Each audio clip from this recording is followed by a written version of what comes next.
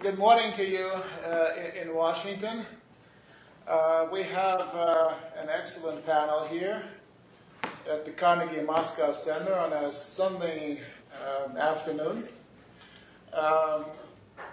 Right in the center you have Lilia Shevtsova, who is the Senior Associate of the Carnegie Endowment, who formerly has the domestic politics program here, but actually she is exceedingly competent across the entire waterfront of Russia's politics and policies. Come on, it's an exaggeration.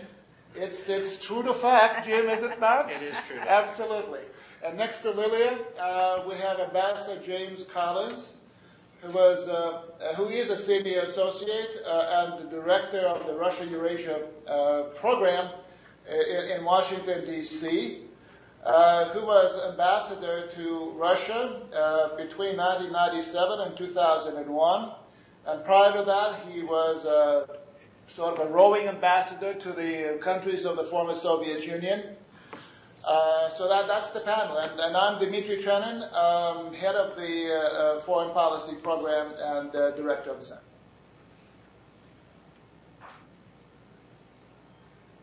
Great. And I think we can go ahead with opening statements. I give the floor to Lily, and she will start, followed by Ambassador Collins, and I will bring up the rear, if that's fine with you guys. Of course. Folks, it was a very smart move because, well, my friends understand that usually I'm much more pessimistic than my colleagues. Okay, let me start the ball rolling. Of course, being representing here domestic program, I will try to give you domestic assessment of Obama visit to Moscow and its possible consequences and outcomes. And frankly speaking, when one looks at foreign policy and the foreign policy event from the domestic perspective, sometimes the event itself and its repercussions look in a different dimension, in a different way. What one would see and consider to be a success from the foreign policy view, very often from domestic policy view, could become a failure, or at least resemble a failure. So I have several points, and I will offer them in a way of brushstrokes. So first point on very important, crucial in my view question: to what extent Obama visit and Obama's agenda, the reset button agenda, in the format that we know already, which contains mostly hard security issues, to what extent this agenda will help Russia's reforms and will help Russia's modernization? To what extent this visit will help Russia to pursue rule of law practice? To what extent this visit will help Russia to be more transparent, more open? Unfortunately, I have to make a conclusion that at least I don't know in the history any kind of example when such type of state visits and this agenda, help to solve this transformational issue. Just on the contrary. Well, my fear is that this agenda, only hard security agenda, and Obama's dialogue only with the Kremlin, will be used by the traditional part of the Russian political establishment and by the Kremlin as the means to reinforce their status quo agenda, to reinforce the continuity. And in fact, it will be used as the means, as an instrument to legitimize the current system and the current political regime. Well, at least recently, a Russian political elite has been so skillful in using President Bush in order to endorse the Russian state capitalism, the Russian superpower status. And now it seems to me they have a kind of a task to use or to hijack President Obama with his agenda to endorse the current political ruling tandem agenda. So the second bullet point is on mutual trust. I read recently all major reports and articles, and I see there one common mantra. The negotiations on START and disarmament process has to create a kind of mutual trust that will help after that to build platform or ground for a breakthrough in the relationship. Frankly speaking, I don't know, maybe my friends will remind me, I don't know a single case in our recent history when such negotiations and such treaties helped to produce long mutual trust. For instance, I'm going back into the recent past, and I'm thinking about the disarmament treaty of 2002 and the Moscow Declaration signed by Bush and Putin. This declaration and the nuclear cards didn't prevent the crisis in the relationship in 2006 and even political confrontation in 2008. And in general, my humble opinion of a domestic policy person is when you start counting nukes, when you start talking disarmament and verification procedure, it's the sign not of mutual trust. It's rather the sign of the lack of absence of mutual trust. And point number 3, really I'm here very candid. I'm afraid. I'm afraid that Moscow could turn into a kind of trap for the US president. Because if he comes only with this agenda that we know, maybe he has broad agenda that we don't know of, but if he comes with this agenda, hard security, only start maybe ABM and discussion of Iran and some other points where Russia and America have different approaches. This agenda could only create frustration in all camps, just across the spectrum. It will frustrate liberals, people like myself, because we are anticipating Obama to give message to the Russian population, to the Russian society, and to make a difference between the interests of Russia and interests of the Russian political elite. It would frustrate and it will create disenchantment among the Russian pragmatists that are trying to move towards Medvedev and would like Obama also to send to Russian political elite the message of change because they're so fed up with Vladimir Putin. And of course, this agenda will apparently make unhappy Russian traditionalists who are anticipating that Obama will move beyond the START treaty and will incorporate Russian rules of the Kremlin rules of the game. So he will agree to the principle of don't meddle, offered to him by the Kremlin and Russian traditionalists. That means don't meddle into the Russian domestic affairs, don't meddle into former Soviet space. So these are my worries and my concerns. And here I'm wrapping up my chattering, if I were advisor to Obama, or if I were Obama, who is coming to Moscow, this is first visit to this very strange country, neither partner nor maybe direct adversary of the United States, I would try to appeal both to the political elite and to the society.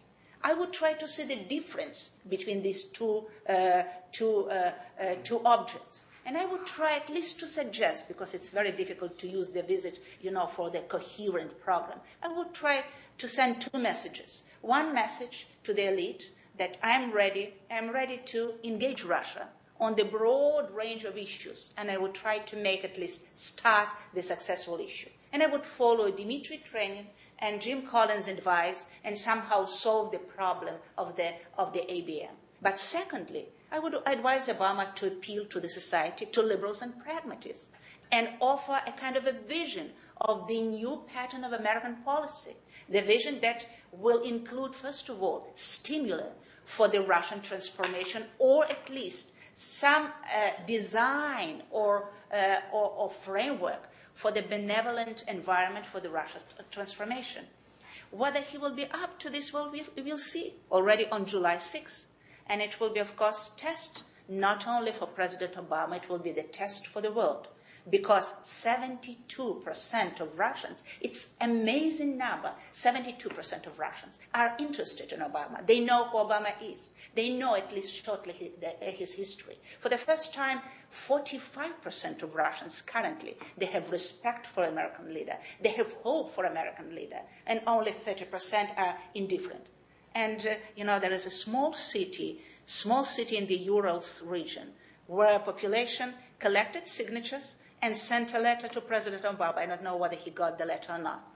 because they're appealing to President Obama, asking him to solve their wage arrears problem. So you see, there is broader spectrum of population that are looking to Obama's visit and expecting whether Obama will be the man of change for Russia. Thank you. Well, thank you, Lillian. That was an excellent introduction into this discussion. May I now pass the floor on to Ambassador Collins? Jim? Thank you, Dimitri, and thank you, Lilia. I will approach this from a slightly different point of view, I think, and try to give some sense, it seems to me, of the diplomatic and state-to-state context within which this visit is going to take place. And then say a word or two about what I've heard over the last few days about expectations. As I think all of you know, the American administration, when it came in, or relatively quickly after that, said that it wanted to, quote, reset, unquote, the relationship. I think many of us have felt that that was not necessarily the term we would have chosen. We might have said something like restructure. We might have said, in my view, if we're going to use computer analogies, develop a new operating system. It seems to me that the indications of what that operating system will be and what the agenda as defined by the administration has at least preliminarily been said to be, is best understood if you read the statements that were issued in London. That set of statements, I think, first of all, said that as opposed to earlier administration efforts in the Bush administration, the agenda with the Russian Federation was going to be, I perhaps will just use the word comprehensive. It was very broad. If you look at that statement, while it was not necessarily detailed, it laid out, in essence, an open-ended agenda of engagement. Secondly, it set some priorities as the way in which the American leadership assessed the important issues that needed to be addressed first, and gave some indication of why. And those were the hard security issues, most specifically the START agreement's future, because if we don't get something in its place, the entire framework for arms control will more or less disappear on December 5th. And so follow on to a START agreement, a strategic arms reduction agreement, was made a priority, in a sense, by virtue of necessity. There is a calendar, there is a specific date, and there are specific reasons that you want to preserve that framework, including all of the confidence-building measures that are built into a verification system that go away unless we have that treaty reaffirmed. So there was that, and the second element of it was, I think, also an important calendar-driven priority, which had to do with, broadly speaking, efforts to make our joint efforts to develop a regime that will prevent the erosion of the Non-Proliferation Treaty and its capacity to guide us in the new nuclear age without having greater proliferation, was going to be essential, because next year there's a review conference of that treaty, and unless we do something to get Russian and American positions in line or demonstrate our capacity to do so, most people believe we will have a very difficult and probably not very productive conference. So, I mean, part of the reason for the agenda is calendar, the fact that certain deadlines are in front of us, and I would say that, as much as anything else, defined the priorities almost from the beginning. Now, that said, the fact that this was the priority about what to tackle first didn't necessarily mean that it defined the whole agenda, nor did it mean, in my view, that Mr. Obama, as he comes, is going to have somehow this narrow, if you will, Cold War agenda updated. Rather, if you read the statement from London, it opens the door on discussions of everything from a broader context of European and other regional security questions to what we do to expand and enrich our commercial and economic relationship, how we do other things to open up and expand our people-to-people and, if you will, civil society exchanges and back and forth. In short, how do we expand engagement to be more than just security? And I would say it's rather a harsh judgment to think that that is not a very important part of the agenda, because I'm convinced it is. Now, with that background, I would simply say that having talked to people here over the last few days and in Washington before that, there seem to be 4 or 5 areas that are pretty clearly under discussion and likely to be the focus of this sort of horrible word, deliverables. It is not clear exactly what is going to be delivered yet, because negotiations are still going on. This seems to be necessary to bring things to the last moment. But they are involved, and I will simply list them. One is a follow-on to the START agreement, some sort of framework or statement or guidance that will shape the end product negotiated by the negotiating teams in time to meet this December 5th deadline. I don't know what form this is going to take, or at least people aren't willing to say what form it will take, but that is clearly going to be one of the issues that will be addressed. The second will be additional steps on non-proliferation, try to strengthen the regime we are using, and that we share responsibility for developing. Not entirely clear to me just what that's going to be, but there will be steps that are going to try to make the case that we are serious about expanding our capacity to be leaders in the field of developing an effective non-proliferation regime. Third issue that everyone is discussing here and very much in Washington is expanded cooperation on Afghanistan. Not entirely clear what all it will be encompassed here, but the discussion is ranging over the issue of expanded transit for American goods, men, personnel, logistics, and so forth through the Russian Federation and on into the Afghan theater.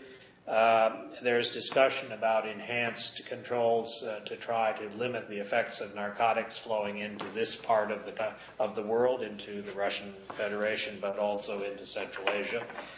So there are a variety of ways in which expanded cooperation seems to be an issue that people are looking to say we're going to do more about. And finally, Admiral Mullen, our chairman of our Joint Chiefs, was here and talked to his Russian counterpart recently. And the Admiral is coming back with President Obama. So there's a sense that there will be something that will emerge on the way our militaries relate to each other over the coming period. At least that's the subject of discussions. And finally, and here I think is where the rest of the agenda fits in, and where I think we can't simply dismiss it, is a lot of discussion about how there is going to be some kind of systematic organization for the follow-on to this meeting and others that will come across the two governments. In short, what kind of a structure will we have to conduct our business? Something that's been sorely lacking for the last 7-8 years. Something that existed in earlier administrations, both if you go back to Ronald Reagan's time, George Bush Sr.'s time, and the Clinton administration, all had one form or another of structure to conduct our business. I think those are the kinds of elements that are going to be taken up. Now, in parallel with this, there are going to be two meetings, one of business leaders and business associations from the two sides, who will basically be discussing what, in fact, the private sector thinks is necessary to improve and expand the economic and commercial relationship. And I'm sure they will be taking up everything from, things like business visas to WTO membership and what it means. There is also a parallel meeting of a group of non-governmental organizations and other individuals and organizations to talk about some issues of civil society and how we might cooperate in them. And that seems to range from human rights to public health and across a range of issues. The exact role of these meetings is not yet clear to me. I think it's still being worked out. But it's an effort to expand the relationship beyond just government to government and give some stimulus to it. Now, I guess in that regard, I would say that I don't know what President Obama is going to say. He will deliver a speech here, and it will be an important speech. My personal hope is that he will address the Russian people and the younger generation and talk about the kinds of things for which we have shared responsibilities and the kinds of arrangements that are probably going to be necessary if we are able to work effectively together. That speech will be important. It will set a tone for the way he hopes to conduct it, and I think we'll all have to see how he does it. But it does seem to me there are two or three things that are important that I would judge as how you say, is this summit meeting, which is really the first where we have had presidents spend a lot of time together in a long time. Is this going to put us on a new track? Is it going to establish some new base for the conduct of our relations that will be more productive, more effective, and frankly, more open?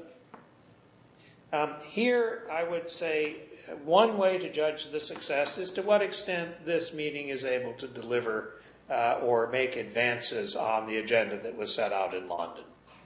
I think it's only fair that if the two leaders have said that's what we're trying to do, to give them at least the benefit of the doubt that if they are doing some of it, that makes progress. And one can always judge on a number of bases, but that's one I think needs to be used.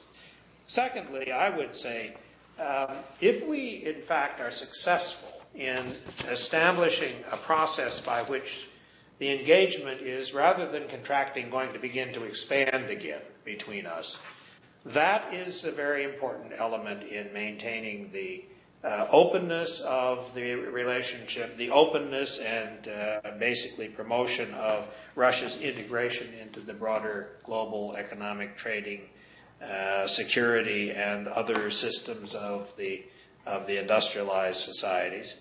I think personally that's a very important achievement if we can in fact begin to make that happen. And thirdly, it seems to me that the question of what kinds of follow-on we will see and how much provision is made for an effective use of these instruments that they seem to be developing to advance not just the security agenda, but a much broader one, is a fair way to look at whether or not this meeting has in fact succeeded in advancing the idea of restructuring, or if you will, creating a new operating system that is to the benefit of all. And that's essentially what I think I would say as an opening. I am perhaps more hopeful than many. I heard a good deal of healthy skepticism among my Russian friends and colleagues over the last couple of days about this whole enterprise. And many who continue, it seems to me, to try to define our relationship by our differences. I think President Obama at one point said that, if you define your relations by your differences, you're going to have a very difficult relationship, or words to that effect. I think he will be trying to do the opposite, to enhance the degree to which the relationship is more balanced, and where the cooperative areas will make it possible to deal effectively with the differences that are very real and very difficult. So I'll stop there. Dimitri? Well, thank you, Jim. I'm afraid I may sound a little bit more pessimistic than either of my colleagues. Come on, that's impossible. I will prove it to you. I don't think that the visit will contribute to Russia's modernization or Russia's evolution toward the rule of law, or it will give an impetus to Russian reforms. Certainly, this is not the angle from which the Russian leadership views the visit, and certainly this is not, as I understand, this is not what's behind the Obama administration's plans for the entire Russia relationship, including this visit. From the Russian point of view, from the Russian government's point of view, this is primarily about status. This is primarily about where Russia stands vis-a-vis the U.S. and how they manage their relationships in various parts of the world, and what role, what place Russia occupies in the global pecking order of nations. I don't think that the visit will contribute to the legitimization of the Russian leadership by the U.S. government. Presidents meet several times a year. This is not going to be the first meeting between Medvedev and Obama. They will meet again after Moscow. I don't believe, and I agree with Lilia, I don't believe that arms control gives trust. It can give a little bit of confidence, but that's all it can give. Basically, arms control regulates adversarial relationships, and this relationship, in a way, continues 20 years after the end of the Cold War. I don't think that the visit, in principle, could encourage Russian pragmatists or liberals. I think that is something that only society at home could do, and I think that society is maturing pretty slowly. It is maturing, but it's maturing slowly. To use a stock market analogy, and I think it's important to mention it, the U.S. Russian relationship plunged to the lowest depths since the early 1980s, since, let's say, 1983, last fall. And the two countries came within a striking distance of a serious collision. The relationship bounced back to a more or less usual or tolerable level, but not because of any reset of the relationship. I don't think there was any reset. There was, in the U.S. Russia relationship, there was a reset at two levels. One reset was the global economic crisis that changed a lot of optics, in terms of optics, for people in Washington, people in Moscow, and people all over the world. And the second reset was the button that was pushed on January 20th this year, when President Obama succeeded George W. Bush as the President of the United States of America. There was a reset of the entire U.S. foreign policy. That included the Russia aspect, but Russia had nothing to do with that.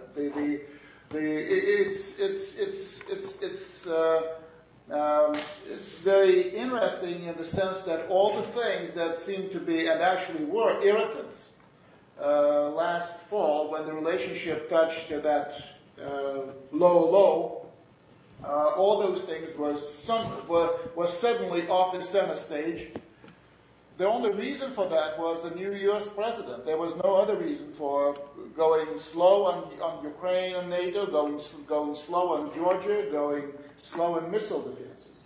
Now, the Obama visit could mark the high point in this period of U.S.-Russia relations. And that certainly be a summit level. But my question is, which way from the summit? Is it going to be way up, to a new summit, to a new high in the relationship, or a slow, perhaps, slide, and then more of a slide and more of a slide in the relationship. I would say that the biggest deliverable from the visit is likely to be an agreement on the parameters of the START treaty. But the START treaty is, to me, is no big achievement. It's going to be an important treaty, and it will regulate, as we discussed before, an adversarial relationship. But this will not bring the U.S. Russia relationship to a new level, give it new quality. The things that the United States wants to get from Russia, the Obama administration wants to get from the Kremlin, Iran, more Russian assistance to U.S. efforts in Iran and Afghanistan. Well, Russia could do something, but Russia could be important on the margins. Both issues are coming to a head within a year. Both Iran and Afghanistan will lead to very important decisions within 12 months. Russia could be a factor, but it's not going to be a decisive factor. In my view, the only potential breakthrough in the relationship would come if Obama and Medvedev agreed to move toward joint missile defenses, not because missile defenses in and of themselves are so important, although they are, but because that would cut at the very foundation of the, if you like, the founding myth of Russia's strategic posture, which basically says that the United States has a hidden agenda. And this hidden agenda basically includes only one item, and that item is destroy Russia. And through building its missile defenses around the world, according to that logic, the United States is seeking a status of invulnerability to a Russian counterstrike. So when the United States will have its global missile defense ready, Russian nuclear forces will be basically null and void, and the United States could either destroy Russia physically or destroy Russia's will to be an independent player. I'm reciting the thinking in the heads of so many Russian policymakers. So if we have missile defense, then this cuts at the very foundation of that logic. But I'm not very optimistic as to whether this could be achieved, or whether this could be, the process could be started at this meeting. And let me finally say that I have no problem with the success of the summit. The summit will be billed as a success. My question is which way from the summit, whether the summit would lead to a relationship that will gradually undo the real problems between, at least in the Russian approach toward the United States, whether it will lead to a Russian leadership looking at the relationship as Lilia would and I would like them to look at from the angle of modernization and other things. But we have a long, long road, I think, before we get there. Thank you. Thank you, Dmitry. Questions? Yes, I actually, I am Nicholas Carlick of the Washington Times. I have quite a few questions, so I'm very glad that there's not much competition this morning for questioning. First of all, Ambassador, you mentioned that General Mullen was there. Unlike previous presidential visits, this time the Secretary of State didn't go to Moscow to prepare for the visit. I don't think the National Security Advisor went to Moscow to prepare for the visit. Could you talk about, not only the ambassador, but all of you, could you talk about the difference this administration perhaps has demonstrated in preparing for this visit? It's basically been Rose who's negotiating the START follow-on. Mike McFaul, whom you all know, of course, because he was associated with Carnegie for a long time. It seems that there are a couple of trusted people, experts on Russia, who are preparing for this visit rather than the Secretary of State. We didn't have an Assistant Secretary of State until very recently when Phil Gordon took the job. So I'm wondering if you're noticing any differences in preparing for the visit. Well, I think the only thing I can tell you, and I'm not going to get into the names of individuals and so forth, is that there has been a rather steady stream of people negotiating issues in these areas I have laid out for you, who are at the expert level, or at least at the level that one would normally expect to have negotiate them. You're right, Rose Gadamuller has been doing START. She has counterparts for some of these other areas. Part of the problem is that the administration, until recently, for instance, in the security area, I think had no undersecretary. So you've kind of had an acting person in that area. So until Ellen Tauscher got into the office, you didn't have the logical person to deal with those issues. Bill Burns, the Undersecretary of Political Affairs, has certainly been engaged over time. And, we didn't have an Assistant Secretary for Europe until just a couple of weeks or 3 weeks ago or so. I think some of this is a reflection simply of the fact that it's taken time to get the administration's structure into place. The Secretary of State was involved in the preparation for the London meeting. I don't think it's all visits anymore. Mr. Lavrov was in Washington. So it's not that you haven't had ministerial level work on this. As I said, Admiral Mullen has been here, in essence, pretty senior fellow preparing these things. So I wouldn't say that it's all dramatically different. I would say what strikes me is that there is a set of intensive efforts in the areas that are being at least defined as those under real negotiation to engage counterparts, try to find out what's possible. I think the negotiations are continuing.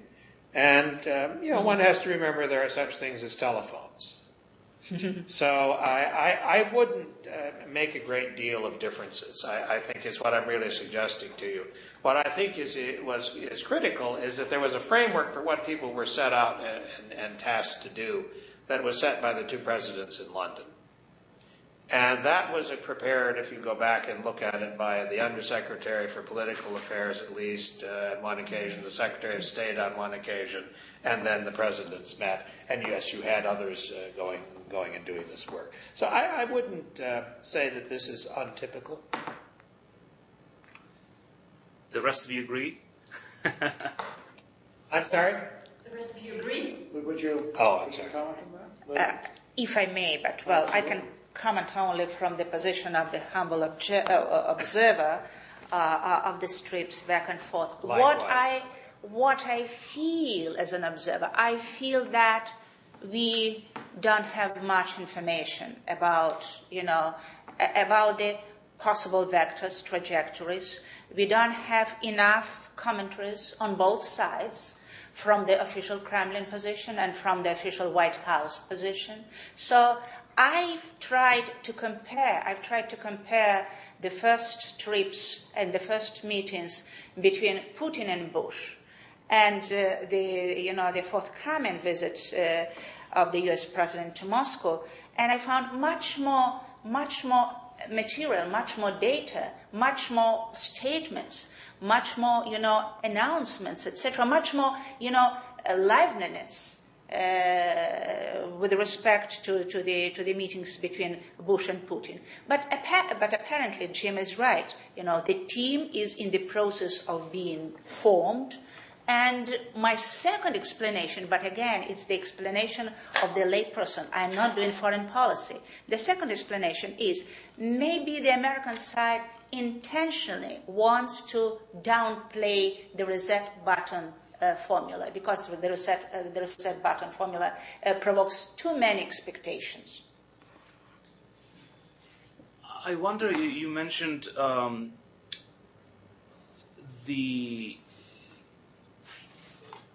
perhaps the danger of, I think Lilia said this at the beginning for the Russians hijacking Obama to fit their own agenda and advance their own agenda. Do you agree that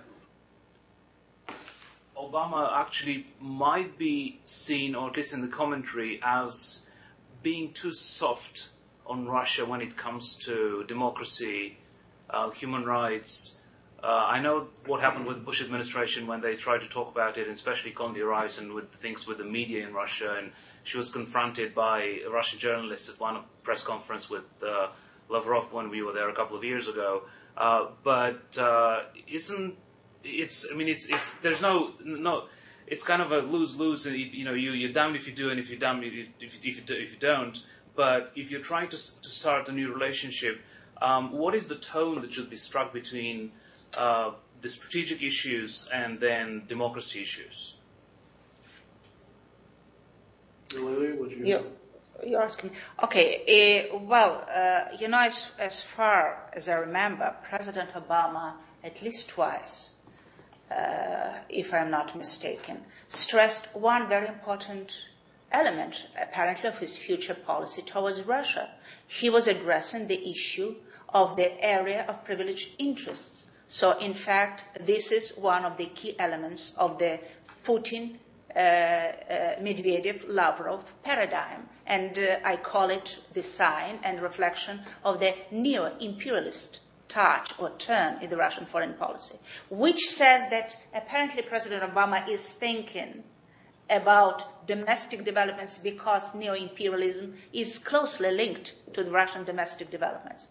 But I've never heard so far any comments on the part of the U.S. president with respect to the human rights, democratic developments, distortions of the rule of law in Russia.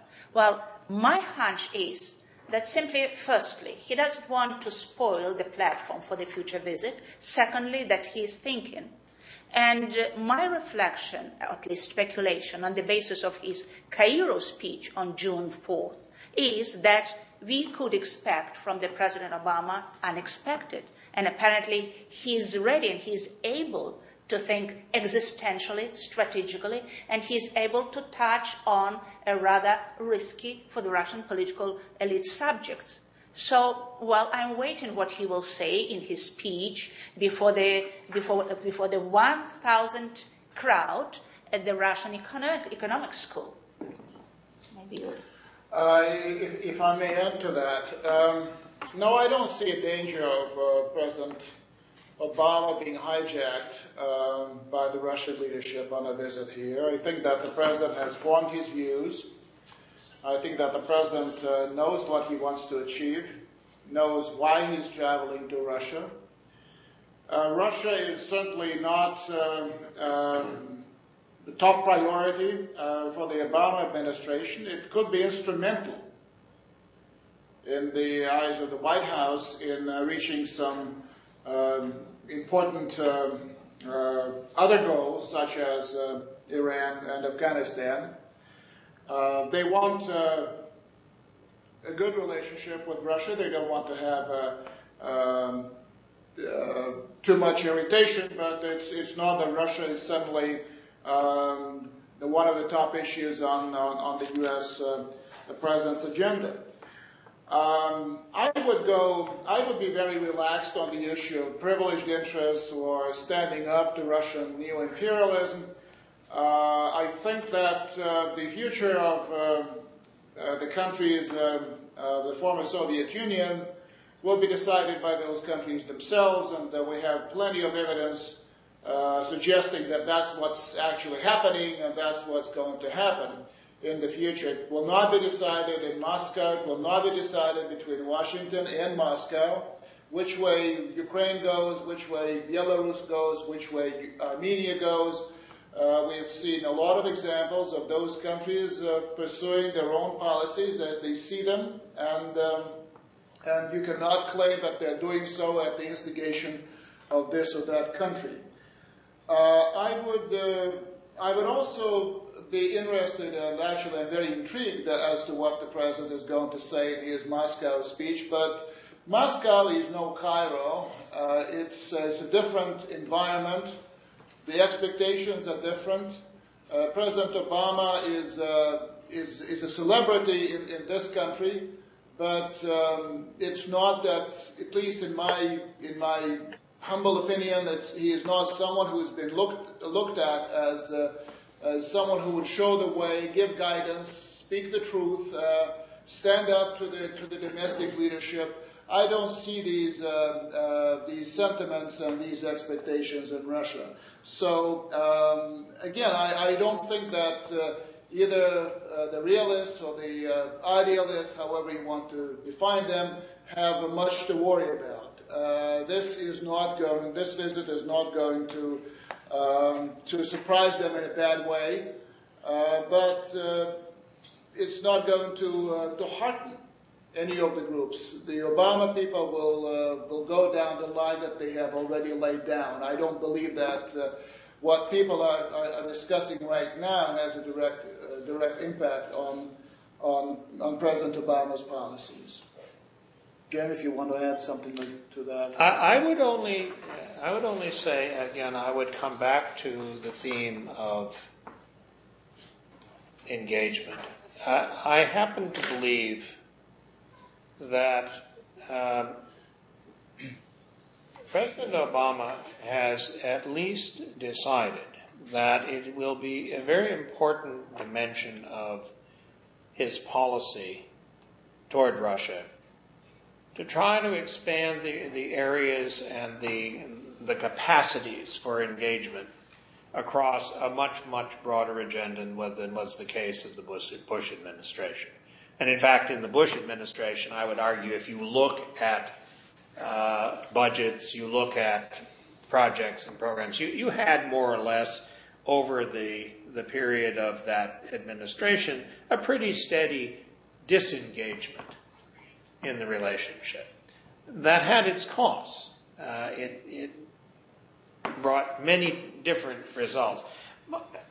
And I would simply suggest that President Obama understands, I'm quite sure, that he is dealing in Russia with a country which is important to us because we tend to run into Russia in almost all of the major international contexts within which we are pursuing American interests and objectives.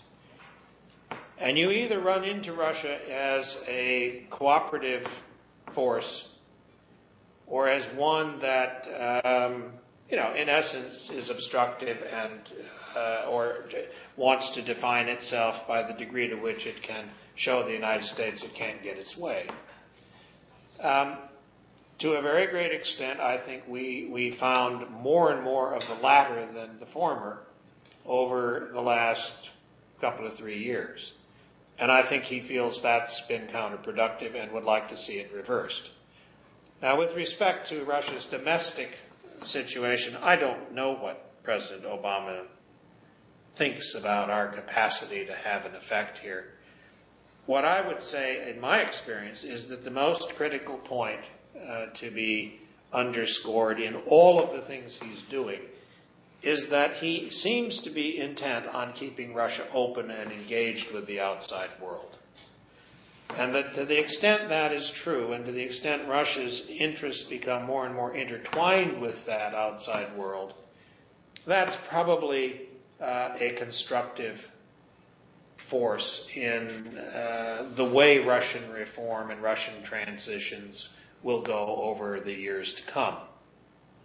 An isolated Russia is one in which, frankly, I have little faith we would see constructive or positive directions. Over to you guys. Thank you for doing this first. It's very helpful. I'm Lozano with AFP, Agence France Presse. The U.S. administration keeps insisting that it wants to push the reset button, but is the Russian government as interested as the U.S. administration in basically improved relationship? And could you also elaborate on how the relationship between Putin and Medvedev could play into this? Well, if I may, I will start. It seems to me that there is a kind of a symmetry between the American and Russian anticipations and an understanding of this metaphor, reset button. It seems to me that... Is this symmetry or asymmetry? asymmetry in perception, in understanding. Non-symmetry.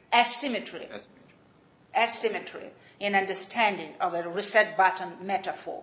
It seems to me the Americans are viewing reset button as an instrument to pursue the American interests in the non-proliferation area, in Iran, in Afghanistan, etc.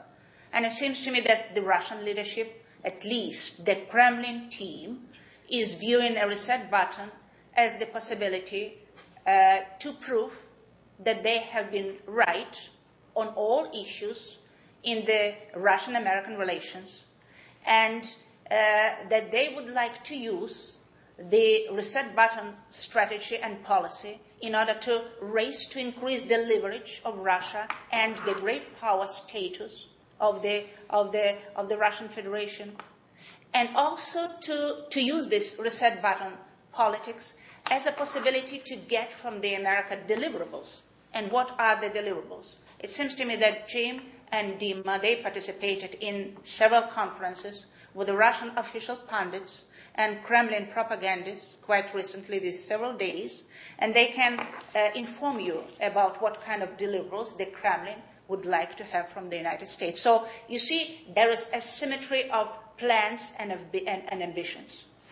And the asymmetry itself is not a healthy sign, because when you have asymmetry of anticipations, you'll have apparently, dissatisfaction and frustration when you see the results.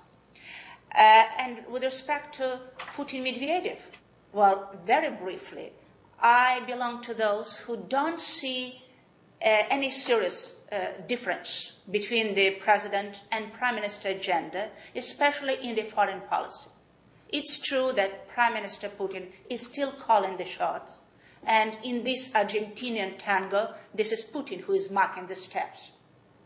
And even more, Medvedev showing some signs of liberalization, or at least attempts to liberalize rhetoric on the domestic issues. He expresses himself much more tougher on the foreign policy issues, on many crucial issues of the foreign policy of Russia, which demonstrates apparently the fact that he would like to increase his leverage. He would like to appear strong, using harsh, macho-style foreign policy slogans. Well, if I may add to that, I think that the answer is yes, the Russian leadership is interested in an improved relationship. They did engage with President Obama at an early stage, and they became pretty enthusiastic about the prospects of U.S. Russian accommodation.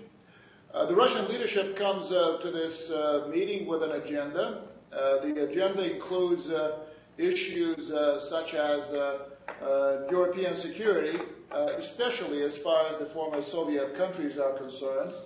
From the perspective of the Russian leadership, there should be no further enlargement of NATO to the east. There should be no U.S. bases in the newly independent states. The Russian leadership wants the plans for missile defenses in Central Europe to be cancelled.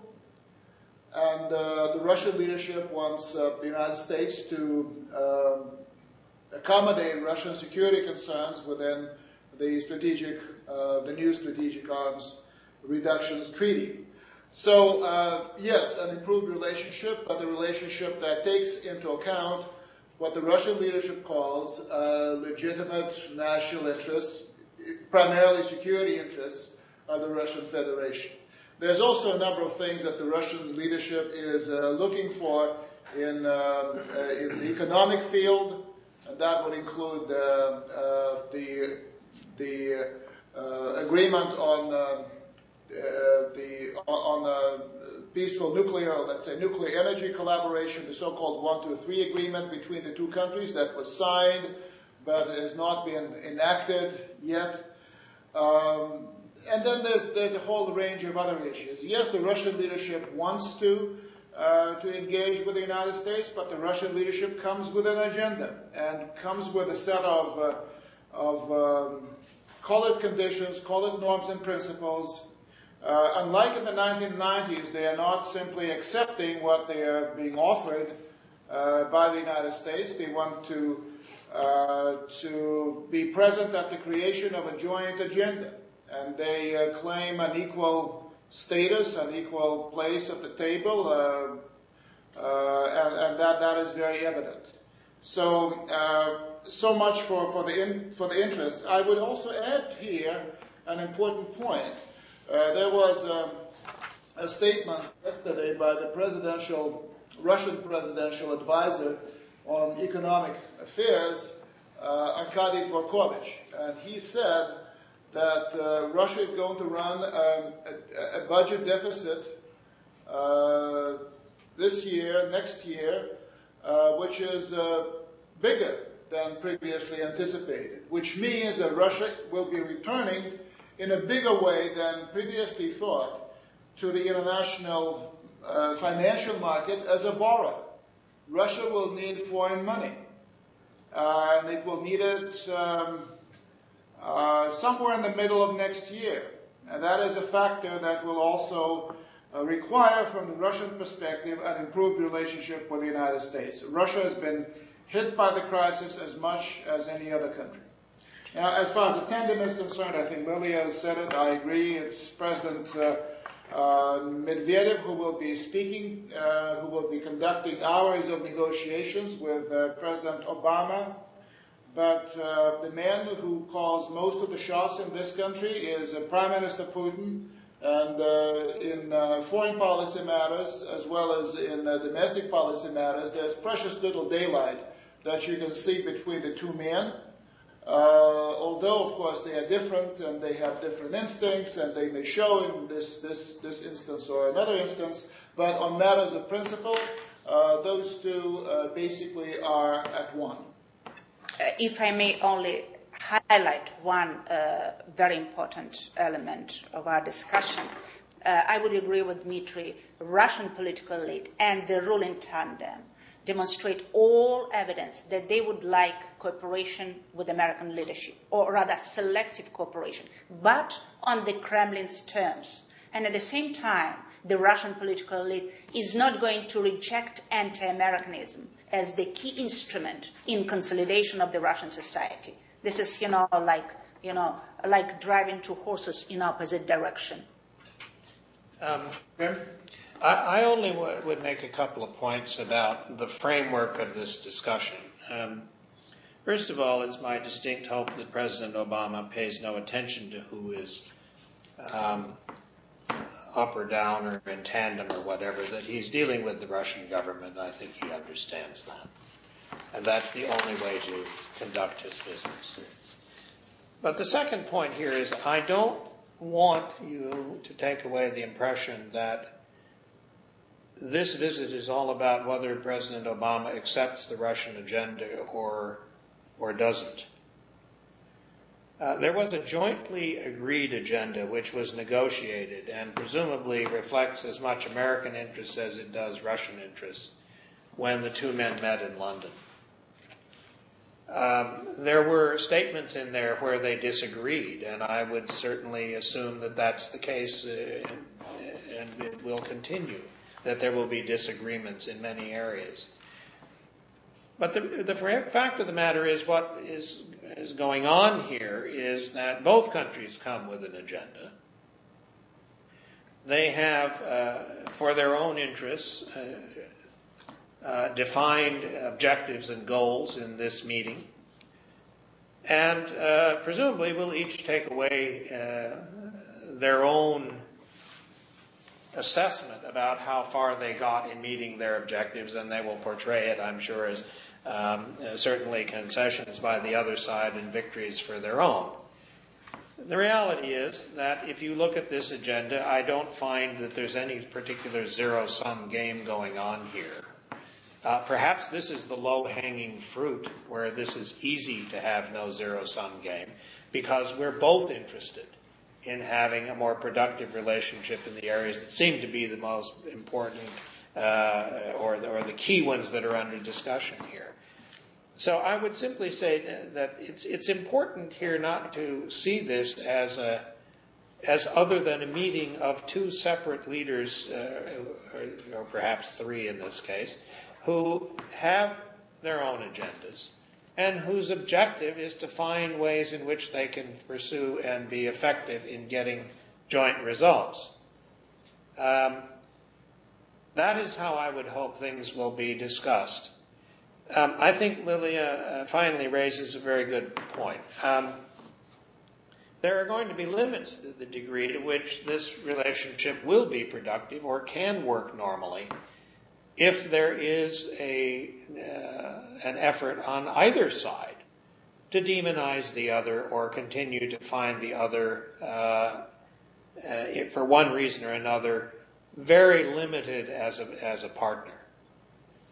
Now, there will be limits to the partnership or to the joint activity no matter what, because interests differ. But I think the reality here is what Obama is doing in coming to this visit, and what he did with him in London, was try to sketch out and to find the opportunities where you can do something other than define our relationship by the differences and magnify them to the maximum extent possible, to the point where we are unable to work with each other, even on things that are in each country's interest. And I would say that turning that around in that direction is perhaps what was really meant by resetting the relationship. Jessica? Additional, anyone? Yes, I would like, if you don't mind, I would like you to elaborate on the missile defense system, how important that is to Russia. We hear a lot on this side that the Russians use it as a pretext, or just posturing on this because they can't be serious in considering this as a threat. Is that the case? And how difficult is it going to be to strike a deal on a follow-up to start without any concession from the American side on the missile defense system, if both are linked at all? Well, let me start, and maybe Jim, or would you want to start? Well, let me just make a couple of points. I think it's very important, if you're going to say how does this president approach this problem as he goes forward.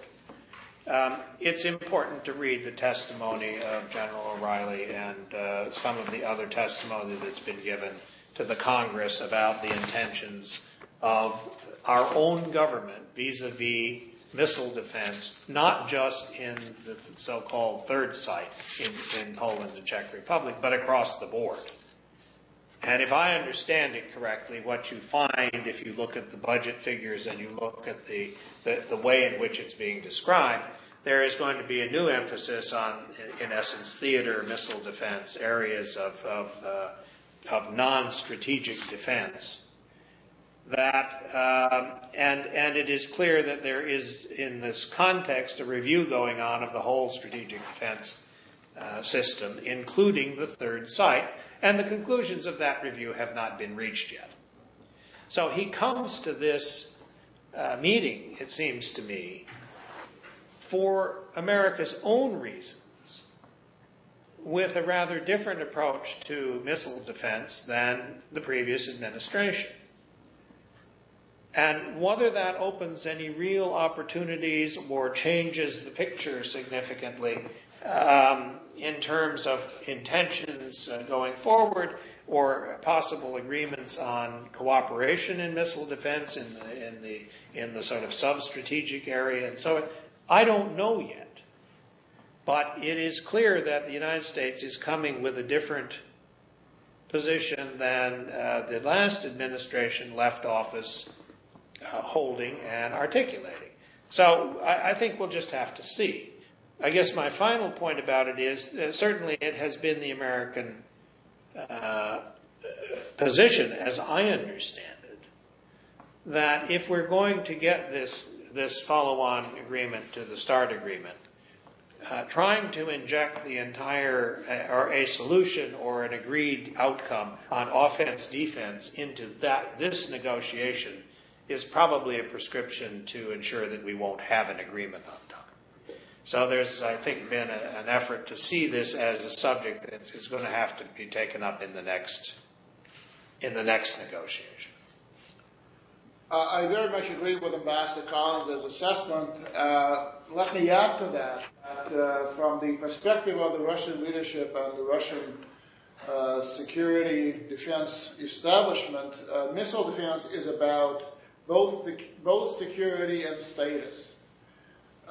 Security, there's a lot of, if you look into the Russian national security strategy that was only that was only signed into law, if you like, by President Medvedev in the middle of last May, you will see that the existential threat to Russia could only be posed, according to that doctrine, by the United States acquiring this first strike capability. Now, first strike capability means that you essentially eliminate the possibility of the other country to have a second strike, and that in that sense responded to your first strike. So you have a first strike that will not be followed by a second strike. Now, this is all very much Cold War, but this is very much the reality today. So this is a serious matter. When the Russians look at the proposed sites in Poland and the Czech Republic, they invariably refer to them as the third site, which means that, which carries the implication that this is part of a global system. One site is in Alaska, another site is in California. The third site is planned for Poland and the Czech Republic. Now, this is also about status. There are very few areas in this world where Russia and the United States could be at eye level. And missile defense, like strategic offensive weapons, is one of those few categories.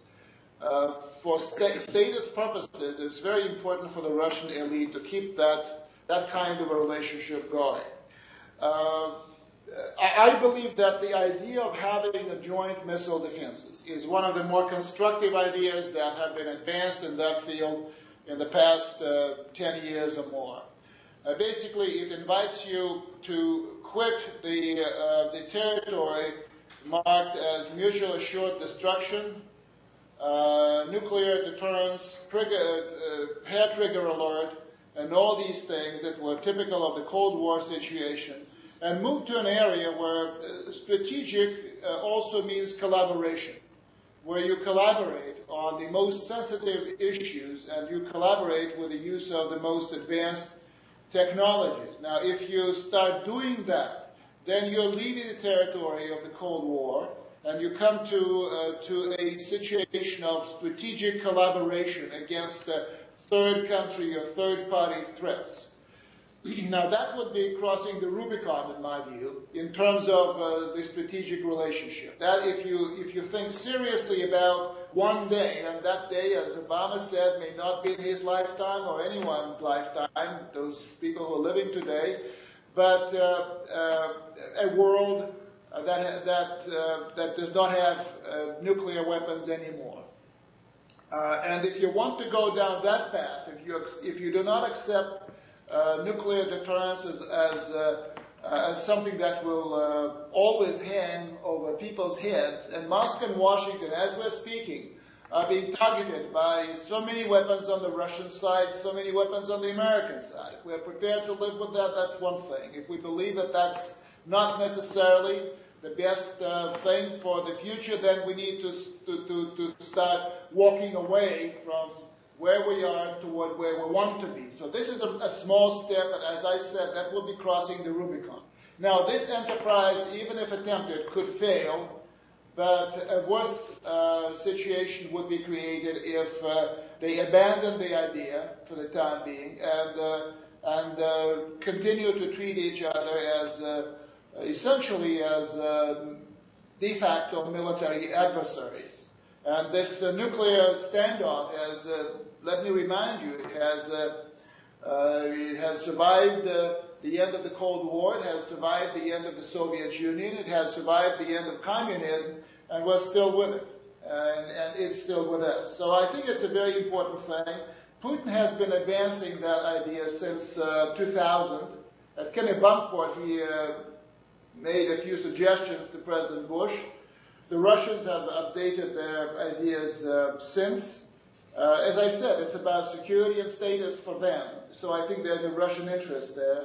But if the United States takes a broader strategic outlook, there could be a nucleus of something that will be looked upon in the future as a thing that started our delivery from the adversarial relationship of nuclear, mutual, assured destruction, so typical of the Cold War period. Thank you. Thank you. If any of you have any final comments, we can make those and then we can wrap up. Lilia, would you want to? Well, maybe I will give a glimpse of optimism because we were with Dmitry very pessimistic. You know, folks, President Obama is coming to Russia in a very important for Russia moment. Russia is merged in the economic crisis, and the elite is disoriented, and the population, the society is just waiting for some kind of vector, for some kind of sign of trajectory. And by the way, 62% of the Russian population say that they're ready for a new breakthrough, for a new political system. And 43% of Russians say that they look at the United States as a friendly country that cares about the world in a positive world. So President Obama can come to Russia as an embodiment, personal embodiment of change. And in this case, he will find a very attentive and friendly audience. So, well, a lot depends how he will use this opportunity, because he is now the only world global leader that can have an impact not only on the Western society, but also on the society in this transitional state. And he can say, also address the Russian political elite and say, you know what, we do care what you are doing in your country. We do care how you follow commitments that you undertook when you joined G8 and when you join the Council of Europe. He can say it maybe not only openly but in private, and it can make a change. Jim? I think I'll limit. Well, let me say in conclusion that I think that it is a very important visit. It will give an answer, and what happens after the visit will give an answer whether the United States Russia relationship at the beginning of this year is just the beginning of the end of the first phase of hopefully an improved and satisfying relationship that would help the United States and would help Russia, or whether this will be a summit which will be followed by a trough, and this will be a missed opportunity. It is a very important opportunity for both countries, for both sides, and it's more than the governments. It's more than Obama and Medvedev or Putin and the U.S. administration. It's about the two countries, and I think that with some luck, we can confound the skepticism that analysts often share. I hope that politicians, and I know that politicians, operate differently from analysts. They are proactive people. They change realities. They do not just describe the realities. They can, and actually they must be optimistic, even though the people watching them may sometimes be mired in healthy or unhealthy skepticism. So good luck to Obama in Moscow. Good luck to his Russian partners. Thank you. Thank you. Thank you very much. Thank you.